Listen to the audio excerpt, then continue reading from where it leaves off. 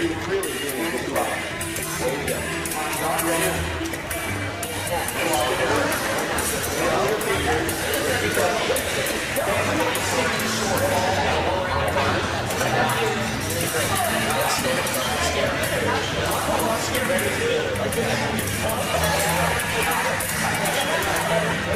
Ready?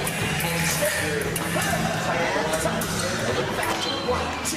Good try. Ready? 1, 2. Oh, that was the one. That was the... Hi, this is Helena with Burkhardt San Diego, and today we are visiting Team Touché Fencing Club. I'm speaking with David Drake, who is veteran foil fencer. David, how long have you been fencing? Well, in about 4 months it'll be 40 years. Wow. So could you tell us your experience? Oh, let's see. I have spent my first years, I was fencing in college, and when I came out of that, I moved to Boston, and I fenced there for 8 years under Ed Richards, an Olympian, and he basically taught me the game all over again.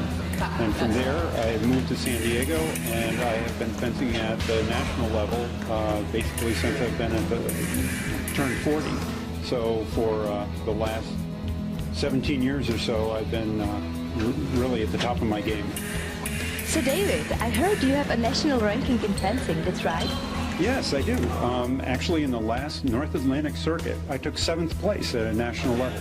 Oh, it's awesome. So tell us something more about tournaments.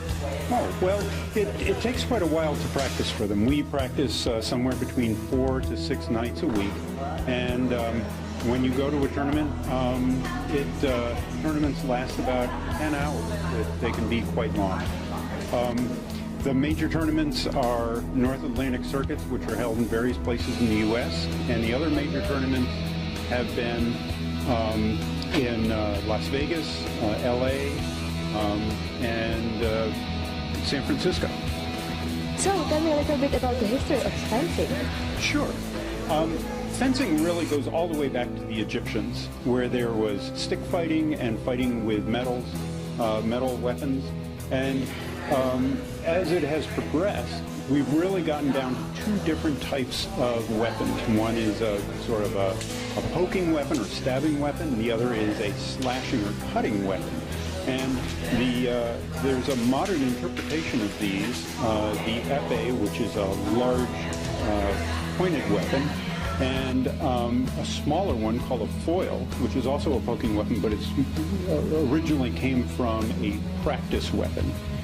But the last is saber, and it's unique because you can actually score with the cutting edge. You can actually hit with the edge of it and score a touch. It sounds interesting. Can you show us different types of weapons? This is the épée. As you can see, this part called the bell is fairly large, and it has a sturdy blade on it. And you can tell from the tip that it's a pointed weapon because you have to press this button to actually score a touch. The touch can be scored on any part of the body, all the way from the top of the head down to the tip of the toe. The next weapon is the foil. You'll see that the bell is much smaller and it's a lighter blade. This also has a button on the tip. It has tape.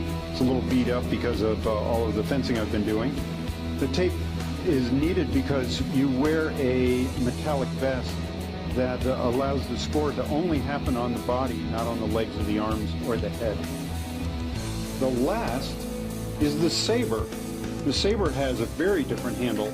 It has this wraparound part to protect your hand, and it has a flexible blade that you can score with the side of it. Matter of fact, it has no button at all. It's only folded over to make sure for protection that it doesn't actually do any damage. But in fact, the saber is a rather unique weapon in that all you need to do is touch your opponent anywhere from the hips up. They are heavy. Not really, they're less than a pound, but to actually move them quickly does require some strength. Fencers tend to be strong more in their legs. In other words, from the hips down is where their strength is. They tend to be smaller from the hips up. Can I try? Absolutely. They're really not heavy? No, they're not that heavy at all. Cool, thank you. You're welcome. We learned quite a bit here. Sounds like fun. Let's try it. Sure, let's go. Here we go.